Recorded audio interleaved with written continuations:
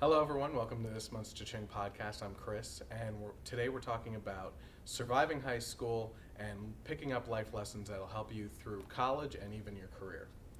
No matter what grade you're in, these simple rules will help you overcome some of those future things. Number one, get involved. Take extra classes, volunteer, get involved in sports. Keeping your schedule full and keeping yourself busy will not only help when people are looking at you to see what kind of extracurricular activities you were in, but keeping your schedule full actually keeps you from going out and spending extra money as well. So that's another great reason to get involved in things. Even though you might be putting up an upfront cost for maybe sports equipment, the overall you won't be going out to the movies as much. You may be hanging out with friends anyway in sports as well.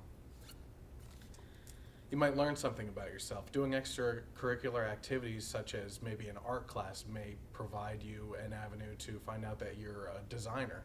Maybe if you volunteer at a nursing home, you find out that taking care of people is something you want to do, going to a doctor or nursing type program. Different activities lead to different passions in life, and if you try out a bunch of different things, sometimes one of those will lead into something that you like doing. Number two would be socialize on a budget. If money is tight for everyone right now, which it is, even if you don't feel it in your own pocket and you start spending now, later on you might regret some of the things that you spent your money on because you don't have that money to get something that you may want in the future then. Look for free seasonal things. So maybe gather up your friends for sledding in the winter. Go for a walk in the spring in the park. Maybe during the summer you take a day trip to the beach with your friends and you might spend a couple bucks for food there. In the fall, you could get out there and do a hayride or something like that, go to a pumpkin patch together. So there's seasonal things that are either low cost or no cost at all just to get there. Along with that, you could also stay indoors instead of going out somewhere. So maybe you want to get your friends over and have a movie night, which if you guys all pitch in towards the cost of that movie and some popcorn or something, it would be really low cost to everyone individually. You could throw some sort of dinner party. Along with that, you could have a potluck, so if everybody brings their own type of food, then it cuts down the cost even more. Get involved in different types of games. It's doesn't sound it right now, but when you find a fun board game for everyone, a lot of people like playing different things like that.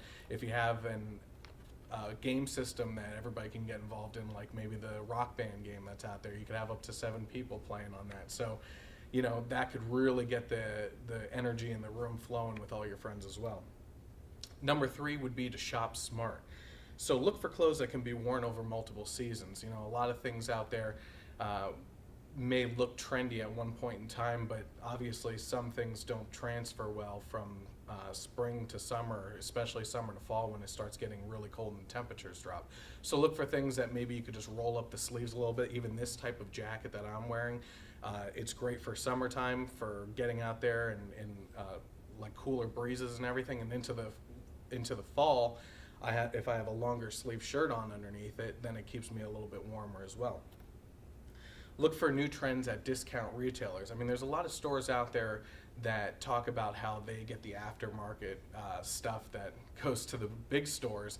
It's the same brands and everything that everyone else is wearing that may be in at the time, but you can actually find it for a cheaper price at these other stores.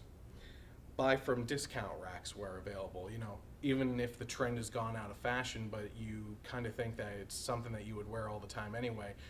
A lot of these discount racks, they mark these things so far down, it's usually over 50%, so you could really walk out with some great deals on that as well. Don't spend money just because you need to have the it item. Just because everybody's using a certain thing, and this doesn't apply to just clothes even, this applies to any, trendy items. If you look at the iPod market even, a new iPod for that model comes out every single year. You don't need the newest iPod. You can get one that has a good amount of memory and end up saving yourself over the next couple of years from buying the new trendiest one that has a couple new features. So look to shop smart instead of doing it for the popularity of the product itself. Number 4 would be planning ahead. When you plan everything out, you avoid scrambling at the end and doing a less than perfect job. So To go along with this, in the last podcast, we're talking about planning for college and everything. So now would be the perfect time to actually start planning for college as well. So plan ahead for that, because you don't want to be scrambling at the last second for applying to colleges.